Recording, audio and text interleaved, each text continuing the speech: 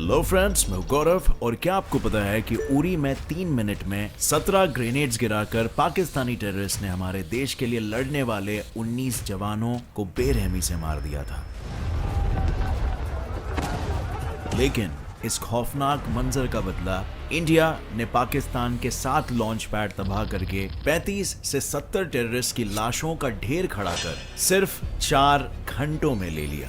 पर हमारा इंडिया सिर्फ दुश्मन को जवाब देना ही नहीं जानता, बल्कि 2016 में इंडिया ने पाकिस्तान हमले के बाद अपनी छाती ठोककर हमारे बॉर्डर पर दुश्मन यानी पाकिस्तान को फोन करके इस हमले की खबर दी। और इसका खुलासा पीएम मोदी ने खुद एक इंटरव्यू में किया था। मैंने हमारे अफसर जो इसको ऑपरेट कर रहे थे उनको कहा कि आप हिंदुस्तान को पता चले उससे पहले, मीडिया वहां पहुंचे उससे पहले पाकिस्तान की फौज को फोन करके बता दो।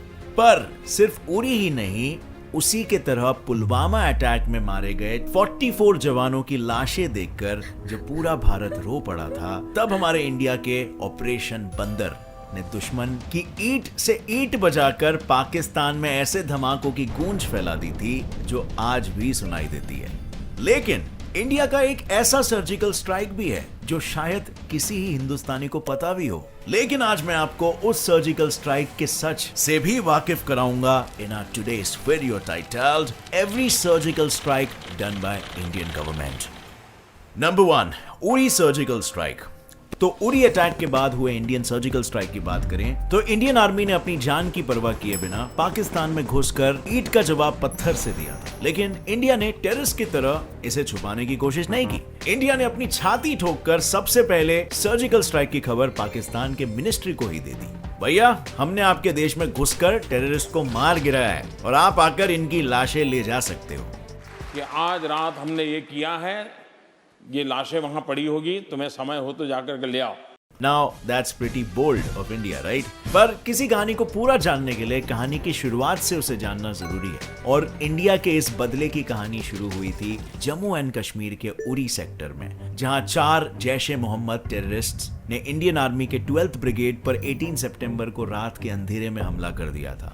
यह हमला रात के 5:30 बजे करने वाले कायर टेररिस्टों ने 3 मिनट में सोते हुए इनोसेंट जवानों पर 17 ग्रेनेड्स को गिरा कर किया था, जिसमें हमारे 19 जवान शहीद हुए थे। साथ ही करीबन 20 जवान घायल हो गए थे। और शहीद होने वाले जवानों में डोगरा रेजिमेंट 10 बटालियन के 3 जवान और बिहार रेजिमेंट 6 बटालियन के 16 जवानों की जान जा चुकी थी। ग्रेनेड के धमाकों से 150 मीटर के रेडियस में फैली आग, जिसमें झुलसकर 13 जवान मारे गए थे और कईयों को बहुत चोट आई थी। ऐसे में अपने जवानों को मरता हुआ देखकर भी बाकी जवानों ने हिम्मत नहीं हारी और इस दौरान चली 6 घंटे की फायरिंग में इंडिया के जवानों ने जैश ए मोहम्मद के 4 ही टेररिस्ट की लाशें बिछा दी।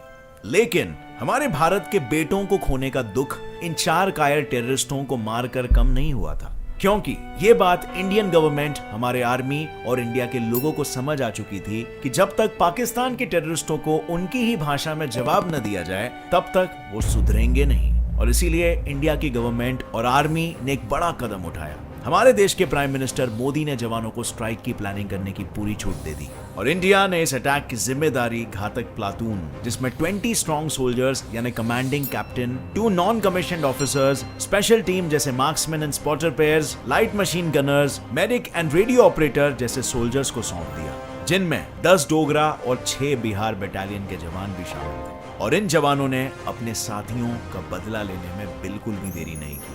28 सितंबर 2016 की रात 12:30 बजे हमारे जवानों ने सर्जिकल स्ट्राइक ऑपरेशन को शुरू किया, जिसमें सबसे पहले कमांडोज को LOC पर एयर ड्रॉप किया गया, जहां से फिर हमारे जवान पाकिस्तान में 3 किलोमीटर अंदर तक घुसे और उन्होंने एक जगह नहीं, पाकिस्तान के भिम्बर, हॉट स्प्रिंग, केल एंड लीपा सेक्टर्स में हमला करके इंडिया में टेररिस्ट के घुसने वाले 7 लॉन्च पैड्स को तबाह कर दिया। इस हमले के दौरान हेलीकॉप्टर्स का भी इस्तेमाल हुआ था और हमारे जवानों ने 4:30 तक इंडिया की सीमा में बढ़कर इस मिशन को पूरा भी कर दिया था। साथ ही जैसे मैंने बताया था, इस हमले में 35 to 70 टेररिस्ट मारे गए थे। वहीं हमारे सारे ही जवान सही सलामत लौट आए, जिसके बाद इंडिया के इस बड़े कदम का सम्मान इंडिया के लोगों ने ही नहीं, दूसरे देशों ने भी किया था। और हमारे देश के डिफेंस मिनिस्टर राजनाथ सिंह ने तो इस मिशन के बाद ये तक कहा था कि इस सर्जिकल स्ट्राइक से दुनिया को ये क्लियर मैसेज मिलता है कि हम हमारे यहाँ और बॉर्डर के पार जहां भी जरूरत पड़े टेररिस्ट को खत्म कर ही रहेंगे। Number 2, operation sunrise. अब ये सर्जिकल स्ट्राइक इंडिया का ना तो इकलौता सर्जिकल स्ट्राइक था, ना ही पहला, क्योंकि 4 जून 2015 में मारे गए जवानों के परिवार के साथ मणिपुर में बहे जवानों के खून से देश के हर घर में मायूसी छाई थी।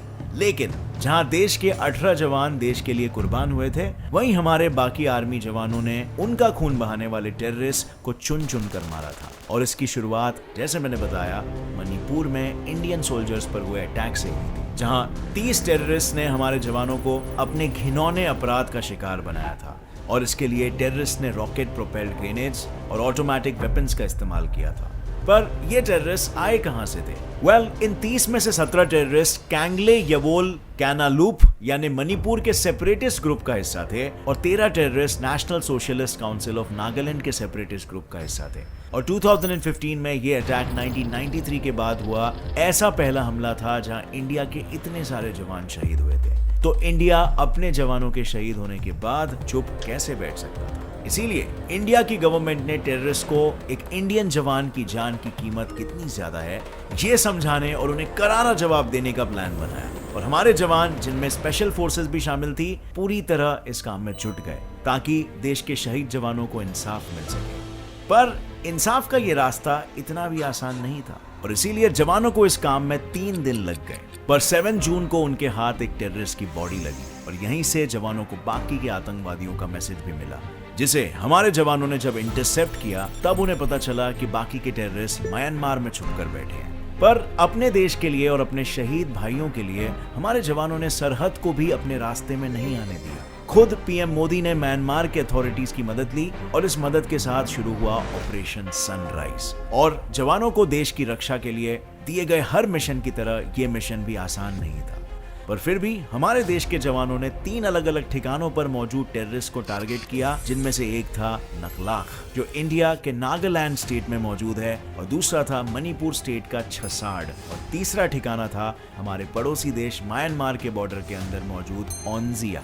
इन जगहों पर घुसकर हमारे सोल्जर्स ने मिशन को रात के 3 बजे अंजाम दिया और सिर्फ 45 मिनट में हमारे देश के जवानों ने सारे टेररिस्ट को अपने जवानों के खून को बहाने का नतीजा अच्छे तरीके से समझा दिया।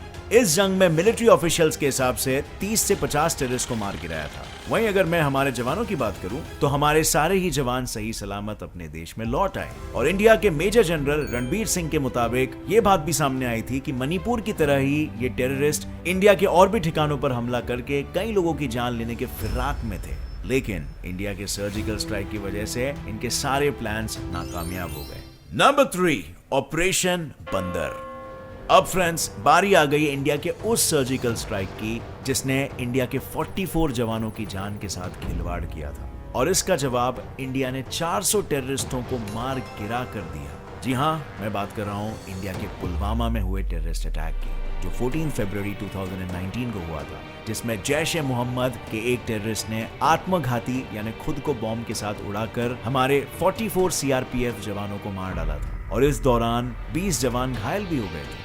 इस हमले में ऐसा पहली बार हुआ था जब किसी सुइसाइड बॉम्बर ने 80 किलोज के एक्सप्लोजिव का इस्तेमाल हमला करने के लिए किया था और उसने ये पूरा 80 किलो एक्सप्लोजिव एक एसयूवी में रखा था, जिसे चलाकर वो अपने घर को लौट रहे सैनिकों के काफिले के बीच में घुस गया और फिर उसने दोपहर के 3 बजे काफिले के बीच बॉम्ब को उड़ा दिया।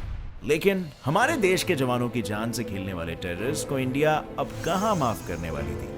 और ये बात इंडिया ने पहले ही 2 सर्जिकल स्ट्राइक्स करके दुनिया के सामने आईने की तरह साफ कर दी थी। पर इसके बावजूद सुधरने की बजाय जेईएम यानी पाकिस्तानी बेस्ड टेररिस्ट को जिहाद के नाम पर पालने वाले इस ग्रुप ने इंडिया से दुश्मनी मोल लेने की गलती कर दी और अपने देश के लोगों के रोते दिलों को सहारा देने के लिए देश के प्रधानमंत्री नरेंद्र मोदी ने देश को ये नारा दिया कि मैं देश को ना मिटने दूंगा न झुकने दूंगा और न ही रुकने दूंगा। अब अपनी इसी बात को पूरा करने के लिए पीएम ने इंडिया के जवानों को स्ट्राइक करने की जगह कैसे हमला होगा और कितना भयानक होगा सब कुछ डिसाइड करने की छूट दे दी, ताकि हमारे देश के जवान जेईएम के लीडर मोहम्मद मसूद अजहर को करारा जवाब दे सके। और हमारे जवानों ने यही किया। उन्होंने हमले के सिर्फ 12 दिन बाद ही अपना जवाब ऑपरेशन बंदर के तौर पर पाकिस्तान के जेईएम और दुनिया भर के टेररिस्ट के सामने लाकर खड़ा कर दिया, क्योंकि 26 फरवरी 2019 की सुबह इंडिया की एयरफोर्स ने पाकिस्तान के बालाकोट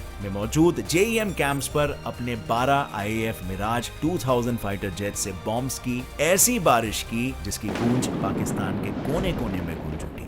और इसमें 300 टेररिस्ट मारे गए, जिनमें सिर्फ टेररिस्ट और उनके ट्रेनर्स ही नहीं, कई सीनियर कमांडर्स और जिहादी टेररिस्ट भी मारे गए। लेकिन सिर्फ यही नहीं, जेईएम को लीड करने वाले मोहम्मद मसूद अजहर के 2 भाई यानी इब्राहिम अजहर और मौलाना तलहा सैफ का भी खात्मा इसी एयर स्ट्राइक के चलते हुआ।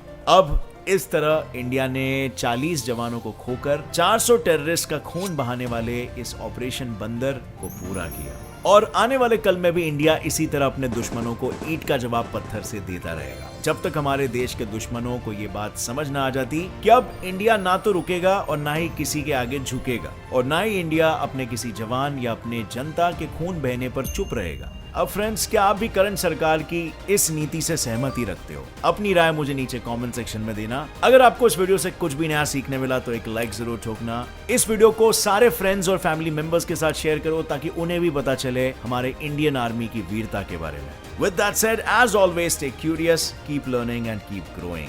जय हिंद।